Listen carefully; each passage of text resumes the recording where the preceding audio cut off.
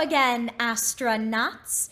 Welcome to Bad Astra, where we learn about space, science, and combat misinformation through critical thinking.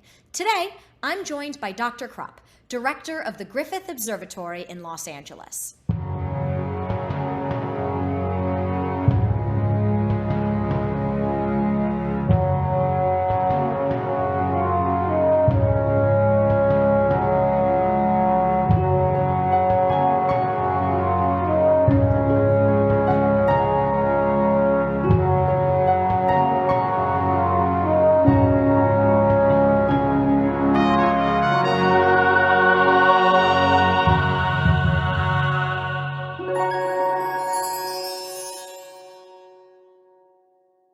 Dr. Krupp began working with the Griffith in 1970 as a planetarium lecturer and was appointed as observatory curator in 1972. He became the acting director of the Griffith Observatory in 1974 and has held the position ever since. In addition to ensuring the maintenance and substantial technological updating of the Griffith, Krupp updated the Hall of Science, developing new exhibits on galaxies, radio astronomy, and cosmic rays. Krupp also extended the observatory's curriculum to include archaeoastronomy, creating planetarium shows such as Stonehenge and Ancient Astronomy and In Search of Ancient Astronomers. He's also published several books for adults and children. Krupp has also worked actively to dispel the public's superstition of celestial events. In 1982, for example, the observatory had to reassure the public that the Jupiter effect, 9 planets of the solar system grouped together loosely on one side of the sun, would not trigger the Great California earthquake, as was pseudoscientifically forecast. Today, I'll ask him for his sun, moon, and rising signs. Hi, Dr. Krupp. Thank you so much for agreeing to be interviewed. Just a delight, and I'm going to check my copy of Ptolemy's Almagest to make sure I get those signs correct. So before we dive into that, can you tell me a little bit more about archaeoastronomy, what it is, and why it's relevant in modern times? Fair enough, and it's not surprising anyone would be a little puzzled. Archaeoastronomy, first and foremost, is a word with far too many vowels, and it was in fact coined in the 70s, the 1970s, when a handful of people started getting very interested cross-culturally in the expressions of astronomy in primarily ancient monuments. These involve places like Stonehenge, perhaps Egypt and such. It wasn't the first time people had an interest in this, but there was a kind of a nucleus of folks that re-engineered interest in this, and it became necessary to create some kind of word that people could use so that when they were talking about it, they knew what they were talking about, because the discussion expanded pretty quickly. So that's where the word comes from, but fundamentally, it really is a name that was applied to the study of ancient and prehistoric and traditional astronomy, and that expanded fairly quickly from the notion of alignments in ancient monuments to just about every aspect of life. Because as soon as people started looking, they found that everyone around the world incorporated the sky into many different aspects of their lives. And so these days, you will more frequently find the term cultural astronomy or astronomy in culture used when academics decide to get together. But archaeoastronomy is still a fine word because it has this mystique that is in fact enhanced by all those vowels. So can you give me some examples of how different cultures throughout history have used astronomy? If you have any favorite examples?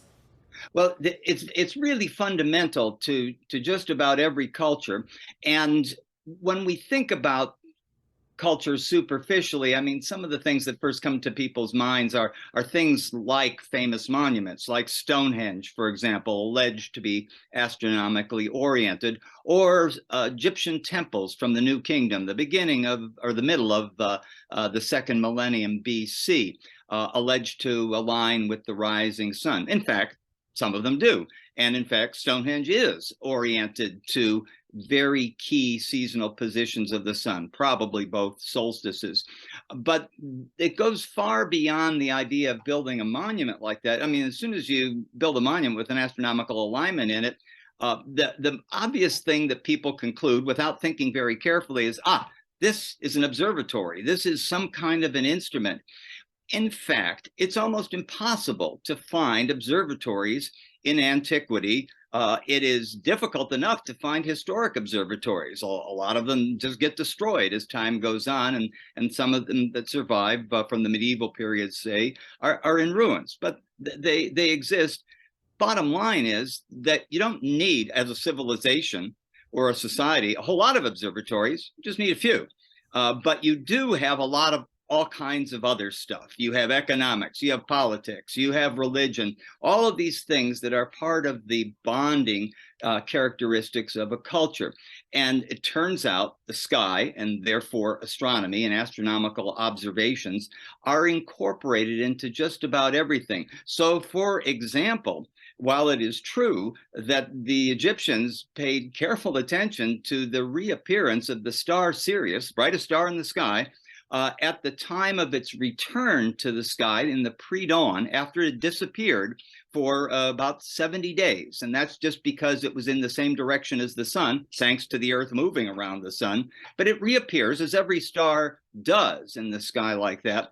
And when Sirius reappeared, that reappearance coincided with the flooding of the Nile. Well, the Nile was Egypt. You wouldn't have Egypt without the Nile, and Egypt was the breadbasket of the ancient Mediterranean. So this is big stuff. This isn't just, I'm kind of curious about how the universe works. The way the universe works seems to affect the way my place works. And so people pay attention to that. And not only do they have then astronomers watching for that star, making some kinds of records to keep track of what to do, developing a calendar out of it, but they also develop ceremonies, rituals, and other elements of culture that are all designed to communicate and enhance that experience and to preserve it. So, for example, at the time of the reappearance of Sirius, this was regarded as the new year. And there were ritual ceremonies depicted at, say, the Temple of Dendera, Temple of Hathor at Dendera in Egypt. And you can see the inscriptions where they describe what they did, and they go up there. It's a big deal with processions and all kinds of things that have nothing to do directly with observing the sky, but are all precipitated by that astronomical event. That's really interesting. So, obviously, from a modern lens, I would think, okay, they got their correlation and causation mixed up a little. Obviously, Sirius doesn't control the flooding of the Nile, although, because the Nile's flooding was seasonal and Sirius's reappearance was also seasonal, they appeared to line up. Now, do you think that the Egyptians at the time used Sirius to track the seasons, or do you think that they thought that Sirius actually controlled the flooding of the Nile? Both. It is certainly the case that celestial objects were regarded as divine. And that's not just Egypt. I mean, you can go cross-culturally. And it's no wonder people thought that, because there they are up overhead. You can't reach them. You can't manipulate them. You can't do anything. But they, on the other hand, appear to have an influence on things that are happening down below. And almost always, just as you said, because you went right to the heart of the matter, most of this business is seasonal. We could go back to our old Stone Age prehistoric ancestors, who I have no doubt had a very explicit and careful understanding of the seasonal appearances of various stars and link those to events that made a big difference. The migration of animals, the swimming upstream of the salmon. Those things are part of the coordinated structure of the world. And so people are looking for, what is it? What are the rules that make the world the way it is? And it's no wonder that they would look in these areas and then regard them as important and pay attention to them, both, as you said, observationally and correlating them to things that matter, but then adding to that a sense of meaning. How does this work? And of course, attributing divinity is one way of looking at it. There are plenty of other ways, of course, that have evolved over time, but that is what was driving this for people. Yeah. So it seems like people were using the evidence available to them and making connections that seemed realistic at the time. And Now let's skip ahead to our modern era where we know that the planets orbit the sun. We know the Earth is round, at least most of us do. Uh, and we know that we're just kind of in the corner of a galaxy hurtling through space, and our position relative to the sun and the Earth's axial tilt is what affects the seasons, not stars many light years, if not hundreds or thousands of light years away, don't really affect us all that much. I guess if one went supernova close by, that would be a bad thing. But other than that, we should be pretty good. Why do you think there's such a passion for astrology or really any spirituality associated with celestial objects and that assumption of causation now that we have the tools and the resources to realize that that's not quite the case? No matter what tools we develop and how good we get at utilizing them thoughtfully, our brains are still the same brains that we've had since the Upper Paleolithic. And we are fundamentally pattern-seeking creatures. And we're just designed to do that. And we don't do that for a bad reason. We do that because we can extract from patterns useful knowledge, facts, whatever, that may, in fact, have an effect on us in our environment. The real trick, of course, is knowing which of those patterns are actually sensible. And out of human experience over all of this time, we've developed tools as well to assess the validity of those patterns, the relevance of those patterns.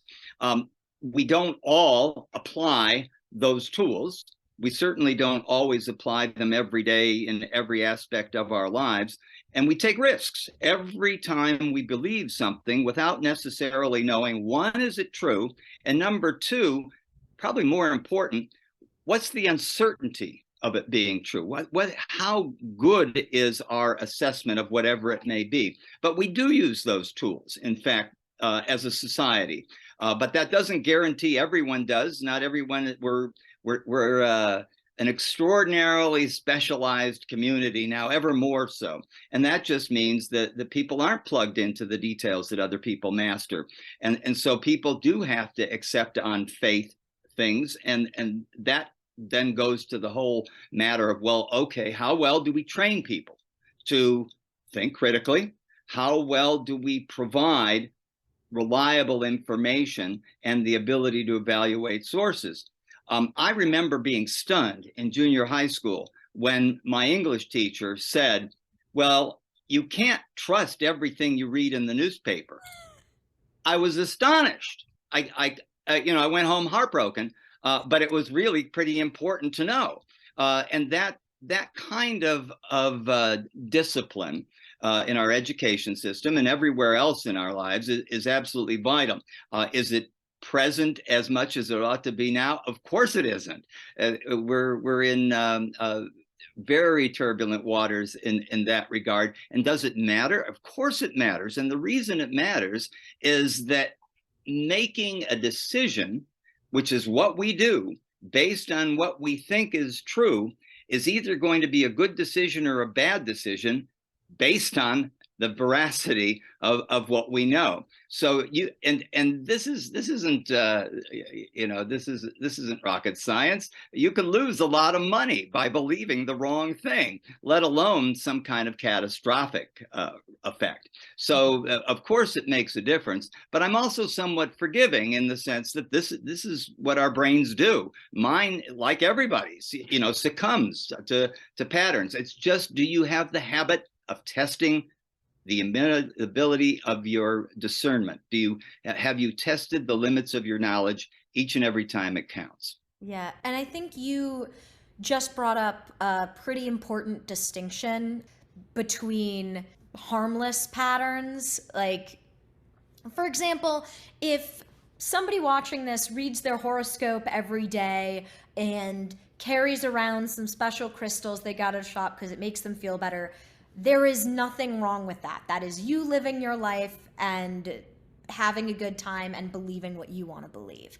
However, Some of those pattern recognition tendencies can become harmful. It can lead you to spend a lot of money and lose a lot of money because of a belief that isn't real. It can lead to mass panic. Like if somebody wrongfully predicts that an earthquake is coming and hundreds of thousands, if not millions of people will suddenly be displaced. That could cause cry for mass evacuations and disrupt the lives of tons and tons of people. We have so many conspiracy theories, and those conspiracy theories can range from relatively harmless to really, really problematic and terrifying, and they can lead people to do terrible things. What you said about being able to check those pattern recognition tendencies, being able to think critically, because as you said, not everything you read in the newspaper or on the internet is true. Being able to think critically and being able to know how to check those pattern recognition tendencies is so important. Can you talk about some of the work you've actually done to debunk some of those conspiracy theories and potentially problematic pattern recognitions? No, fair enough. The only thing I would add, though, is that I think you're exactly right. There are relatively harmless beliefs, and there's no point in contending with every belief because we would just be doomed to details that don't matter. But the fact is, every time you allow yourself to be satisfied with a belief without knowing that that's what you're doing, if you acknowledge, wait a minute, this is a belief and these are the limits of my knowledge, you're kind of in business because you know that you've taken a leap and you know where you are. But otherwise, you're just engaging a bad habit. And if you repeat it in this respect, you can repeat it in another respect, just because you're used to making those bad decisions. And one person making a bad decision, maybe in general not so bad. 8 billion people making a bad decision, serious business. And it's not serious business for the earth. The earth will come out fine. It's serious business for us. And so that's why we care about the answer. But back to your point in your question, I didn't get too involved with this kind of thing until I was talking to my grandmother back in the 1960s, and she had one of my aunts, Eric von Daniken's Chariots of the Gods, and it dealt with archaeology and astronomy and space and all, and I just didn't think much of it. It was sort of a popular thing, but it kept going, and they asked me about it, so I suddenly felt I was obliged to read the book, and that set me off on dealing with the whole ancient astronauts business, because in that book there was an error on every page, and I'm not counting the spelling errors. So it was like, this is taking advantage of people. This is unfair. That's my grandmother you're doing this to. This is not right. Well, in the course of that, I spent time then going very carefully through and collecting. Okay, where's the fact wrong here? Where's the fact wrong here? And that material appeared in a couple of articles, and it was part, in fact, of the very first book that I did on archaeoastronomy, because it was clear that people had an interest in such things in antiquity as the sky and all, the same kind of thing Eric von Daniken would talk about. And it became obvious to me that you have to be able to show the differences. And so I incorporated into that first book a chapter that was just about different kinds of things like this, whether it was ancient astronauts or Velikovsky or ley lines in Britain, the Jupiter effect, and so on. And so those kinds of things were sort of a starter kit for me. And the motivation has continued primarily to be personal. The same thing applies to the business of false prediction of earthquakes, not just the Jupiter effect. There are people out there all the time falsely predicting earthquakes, but we get the calls here at Griffith Observatory from people who are just nice folks genuinely frightened. And they might have a family, they might have kids, they just live here in Los Angeles, but they've heard this thing and they're put into serious anxiety. Well, that's not fair to people, and especially when you don't know what in the world you're talking about. So that actually becomes, if there were anything to turn us into crusaders, it would be that mistreatment of other people. But from the perspective, if somebody wishes to believe something absolutely loony, it's I'm not going to be successful in eradicating all the looniness in the world. Yeah, I mean, and there is a huge difference between wearing a lucky shirt to a sports game or carrying around magical rocks or like things you do for yourself and telling someone else that bad things are going to happen to them unless they do certain things. And I think we, as a society, we go after loads of religious institutions who do this type of thing. But it's not just religious institutions, it's also people peddling dangerous conspiracy theories. Recently on this channel, we did a deep dive into a new Netflix series called Ancient Apocalypse, which is all about how Atlantis is real because no societies of color could have developed substantial architecture or astronomy. How about that? And it sounds on the surface like it's just completely loony. And, maybe the director of unscripted content at Netflix, being the son of Graham Hancock, the guy who made the documentary, might have something to do with it. So on the surface, it just seems like a loony bit of nepotism favoring Graham Hancock. But when you dig deeper, you realize that there have been series like this on the History Channel, for example, Ancient Aliens. And if you look back to the roots of this crazy Atlantis conspiracy theory, you see that it started in white supremacist, specifically Nazi circles. And this presentation on Netflix, which is a very mainstream platform, or the History Channel a decade ago, which was a very mainstream platform, is spreading these white supremacist ideas in to the general public and watering them down. But there is still that undercurrent of, well, there's no way that a non-white society could have done all of this. And that perpetuates racism in a very subversive way. It makes you realize just how important critical thinking is. No, it definitely perpetuates this habit of muddy thinking. And muddy thinking is, in fact, not helpful. I mean, why is it that we have brains that actually can do critical thinking in addition to the pattern thinking? I mean, this is a biological advantage of high order, and it seems like a crime to misuse it. But that point that you made about the racist element beneath these things, this goes way back. I mean, it's fundamental right there in the first ancient astronaut books. The notion being that the Maya couldn't have built these observatories, temples, or whatever. The Egyptians couldn't have built these pyramids. The people in India couldn't have made that iron pillar, as if that is somehow something really profoundly important for them to have done compared to everything else they did. But the implication was it took outside help.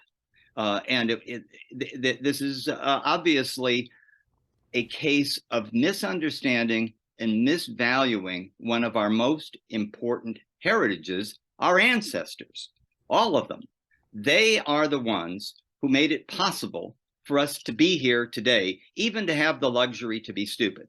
And I personally think that we have an obligation to all of them, whether they were mistaken or not, to do the best we can and to understand the limits of our knowledge as much as what our knowledge is, and to always go into the argument realizing, yeah, it's always going to be provisional. And it's how provisional is it that enables us to make a right decision. So I read that you did a lot of work to debunk the Orion correlation theory, which is actually one of Graham Hancock's big pseudoscience conspiracies that he's pushing. So, what got you into the Orion correlation theory and wanting to debunk it? Fair enough. You'll forgive me in the sense that I sort of avoid for myself the whole idea of debunk, in that I'm the effort to go out and deliberately trash a particular notion, although that in fact is what I think often needs to be done. But I prefer to wrap it with a bow of just looking for some truth, as John Lennon might say. And I didn't much care about the Orion correlation. That really evolved out of some work that I had done, and that work had really depended on truly thoughtful and original work by Virginia Trimble, who is still a well-known astrophysicist, and Alexander Badawi, who was an Egyptologist at UCLA. And as I was looking in the early days into Egyptian traditions, because it seemed to me like nobody was doing that, I came across a paper they did in which they showed very persuasively what these two shafts in the Great Pyramid really were doing. And they had astronomical targets, and it wasn't just that they were targeted that way. It didn't make any sense. You could look through them. You couldn't. They weren't instruments. They were devices of a symbolic nature for the benefit of the pharaoh in the afterlife to get him to these stellar destinations. And that's the whole point of that paper, is that they provided cultural context for this astronomical thing that they were finding there. And so I developed that a bit further, and was in fact in that my first book and some other papers, the thing that put that work on the map so people knew about it.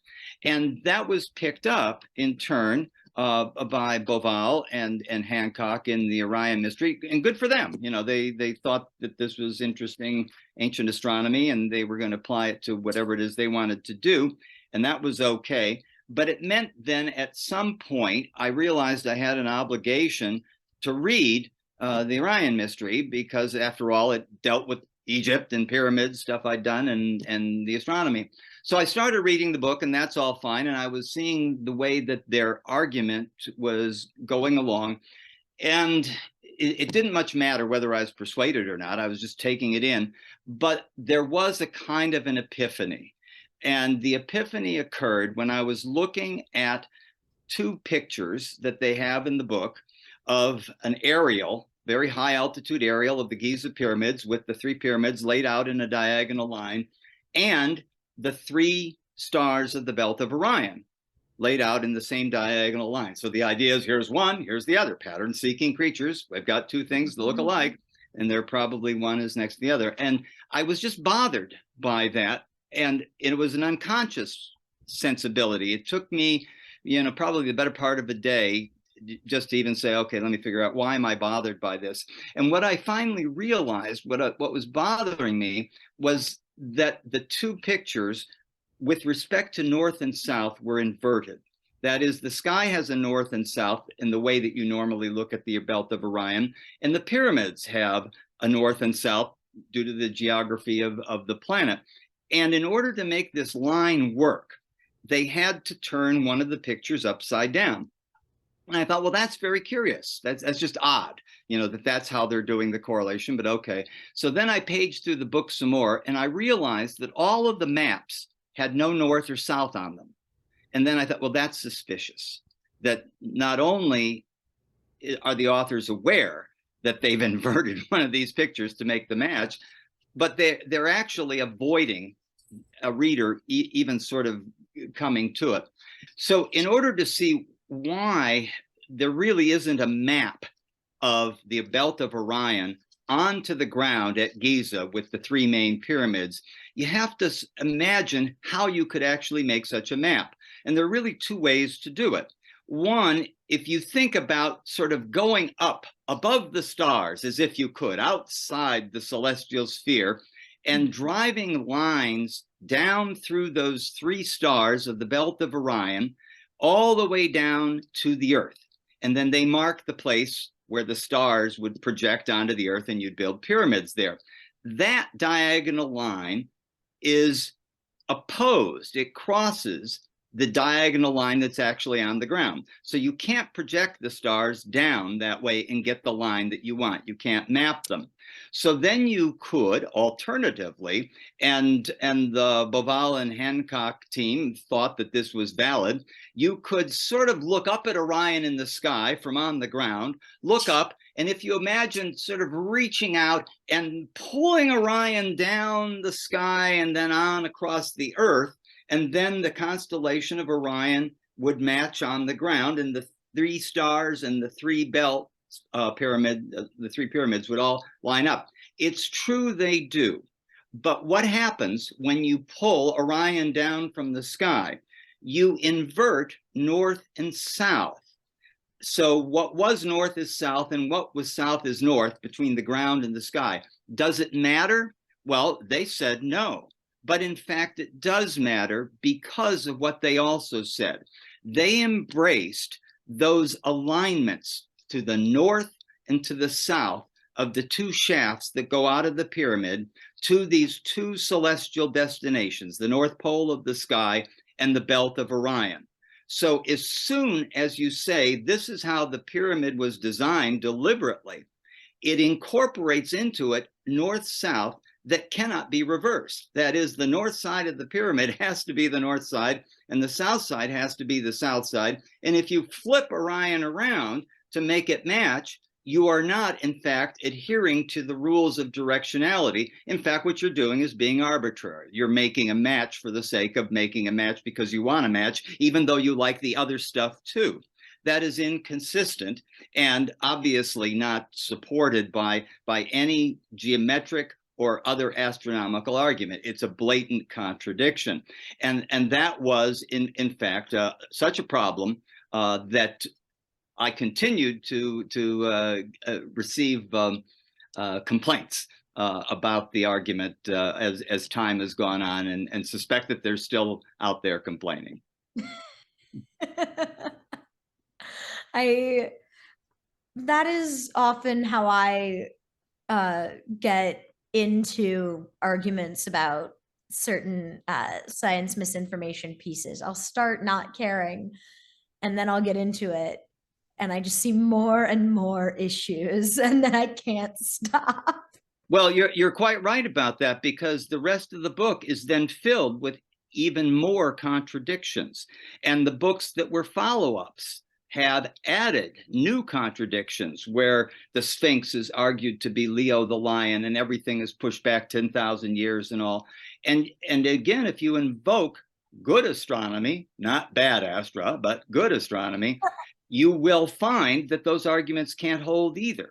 But that becomes a whole enterprise of dealing with nonsense. It does lead to bigger issues, because if you push that conspiracy theory, you even said they push everything 10,000 years back. The Ancient Apocalypse series claims that all of these things were built way, way before they are. And that does do a disservice to history, to our ancestors.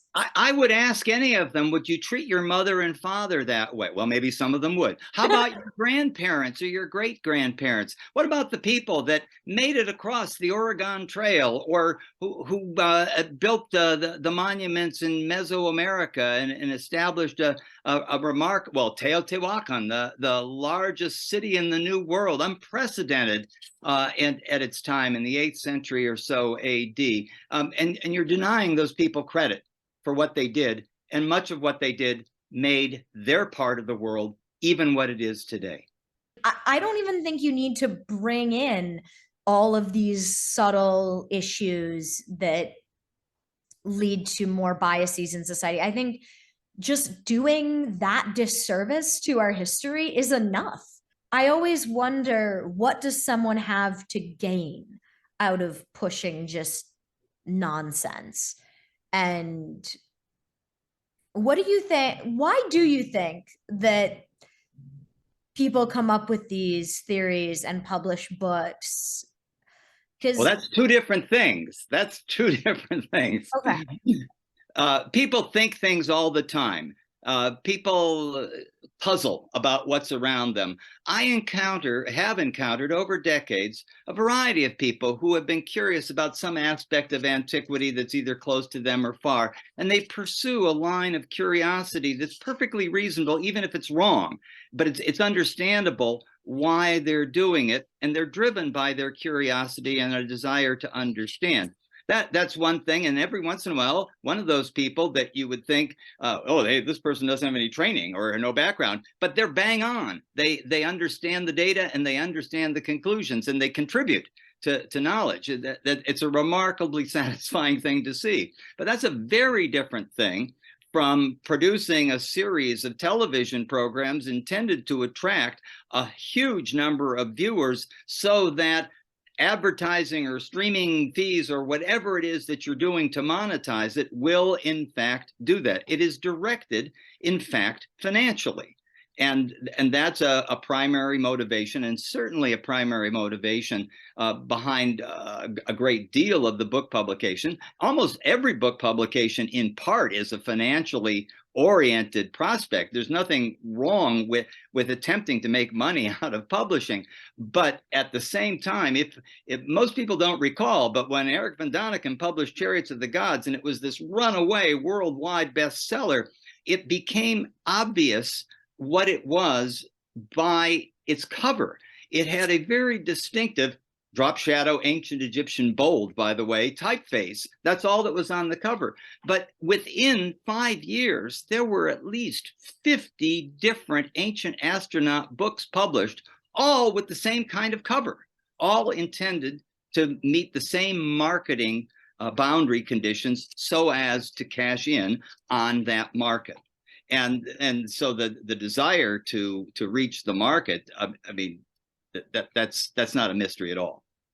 You wonder, is it easier to promote these cherry-picked and frankly internally inconsistent theories rather than just do research and write a book that's correct or produce a series actually covering history?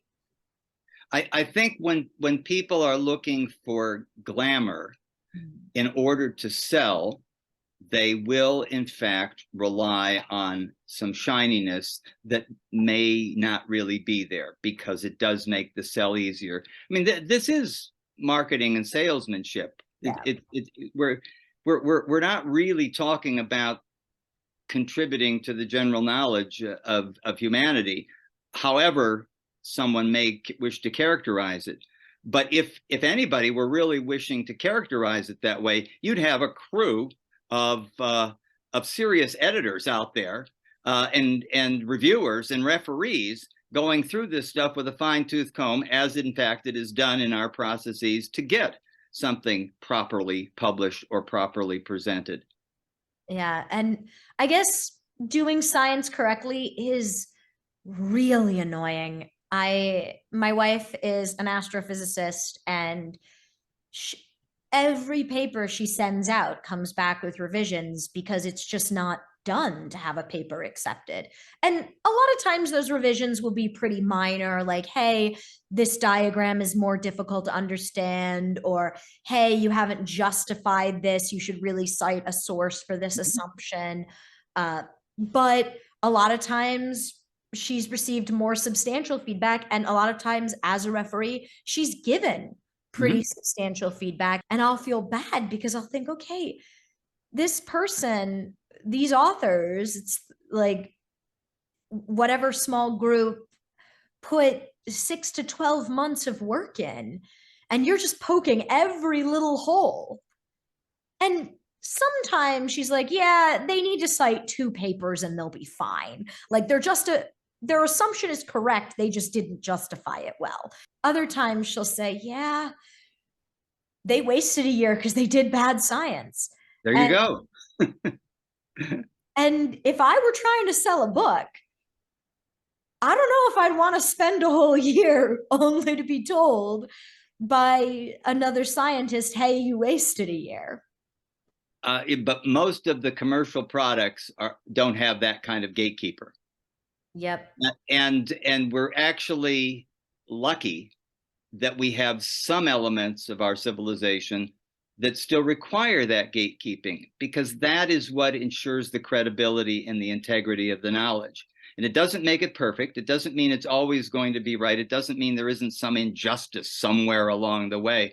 But most of the time, it will come out all right and will propel the studies forward in the way that we all rely on. There is no independent outside authority to say whether you've done it right or wrong. This is the best we've got, peer review. But it's not bad. It's not bad because it has a mechanism that everybody can understand and can work within. And in the scientific community, when something is right and everyone thinks, oh no, that's going against convention, usually in 5, 10 years, maybe a couple decades, the right answer wins. Yep. And scientific consensus changes. Now, conversely, an assumption that is incorrect but had scientific consensus, because of the motivations of science, if something is wrong, that will be discovered. If somebody does bad science, even if peer review doesn't catch it on the first try, within 5 years, that'll get debunked so fast. For example, the study of 12 kids that started the whole anti-vax movement was kind of seen by the scientific community and peer reviewers at the time as complete bogus, full of cherry-picked data that was modified during the study. Like, the paper was laughed out of the room. But the general public didn't see the paper getting laughed out of the room. The general public saw a press-savvy scientist who was motivated to go on multiple press tours and tell them that their doctors were lying to them and that giving their kids the MMR vaccine was somehow unsafe. Forget the fact that he was saying all of that to promote his own measles vaccine to make money. The scientific community with peer review and the general public are such a different audience. Like, I will struggle to read a lot of scientific papers and like in astrophysics, and I studied astrophysics in college. I have a BA in physics with concentrations in astronomy and nanomaterials, and I can't understand astronomy papers most of the time. Sure. No, that the specialization has moved that far, but we still have a system overall that's capable of dealing with it, even if though you and I are individually overwhelmed by this, that, or the other thing. We do have faith in that system, which is not necessarily buttressed by direct knowledge. It's only buttressed by the anecdotal knowledge of our individual experiences with the system. But in fact, from my judgment, and that's all that counts for me, it seems to be working, and working pretty well. I like that. That's very well said. That is exactly what a Scorpio would say. By the way, I am, of course, clairvoyant. That's how I know your sign. It's because astronomy is legit. It's not at all because your birthday is available on Wikipedia for Googling. The fact is, I don't think Scorpios talk like that. You're a unique Scorpio. You're headed toward dangerous water now. Yeah, all you're right. All Scorpios are the same. In that regard, one of the most wonderful things in that category is, of course, and this is an aside now, we're drifting, but is the whole so-called Chinese New Year or Lunar New Year or lunar calendar. Definitely a lunar calendar and primarily Chinese, but the tradition of a sort crosses Asia. But then the notion is that you are year of the horse, or you are year of the monkey, or you are year of the something. And when you think about that for a second, you've got 12 of them, and you're dividing 8 billion people now approximately by 12. that means there are that many people who are all alike, you know, and it doesn't seem like that to me. That feels like it does a disservice to the wonderful diversity of the human race. Well, it means everybody born in the same year is really all part of the same mold, you know. Yep. I found that my entire high school class, all of my high school classmates, exactly like me. Yep. We all got along. No one was mean to me. Just gonna hide the panic. Uh, by the way, I read that you're also from Chicago. Nice. Although it's way too cold there for me. Came out to California in 1957. Did not look back. Too cold for you? Oh gosh, yeah, Chicago. Oh yeah. It is 20 degrees out today. That's basically shorts weather. I only had to put 3 coats on my dog. I walk through the snow to school every morning, 5 miles, I'm sure. I grew up in the museums of Chicago. They really had a profound effect on how I look at such places and what it is that I think determines the aesthetic of knowledge. I mean, you're a director of a planetarium, you're a science educator yourself. What can you and other people who care about preventing the anxieties over earthquakes or vaccines, all of this misinformation that causes real harm to the public, what can we do to, I guess, bridge the gap so that the public, because for a lot of members of the public, just trusting the scientific process isn't enough. I think you have to be out there each and every day, not so much trying to prevent, that's a fool's errand, but you do two things. One is you very deliberately present the things that are important, are valuable, are interesting, are understandable, are illuminating, are inspiring. And that, in fact, is one of the functions of Griffith Observatory and public institutions of science around the planet. So I think that activity is always just got to be built into our DNA. It's not to be reactive, it's to be proactive about the things that matter. The other side is, though, no, we're reactive too. And when, in fact, the world was going to come to an end with the conclusion of the Maya calendar on December 21st, 2012, you could depend on Griffith Observatory to stay open to 12:01 a.m. to ensure that, in fact, time moved into the next cycle, and it did. Thank you so much for having this discussion with me. Sure. Thank you for making sure that the world didn't end single-handedly by keeping the observatory open, and have a great day. Thanks a lot. Bye-bye. Well, that was my interview with Dr. Krupp. Thank you all who watched to the end. And remember that science is a process and you should always check the works cited. Astra out.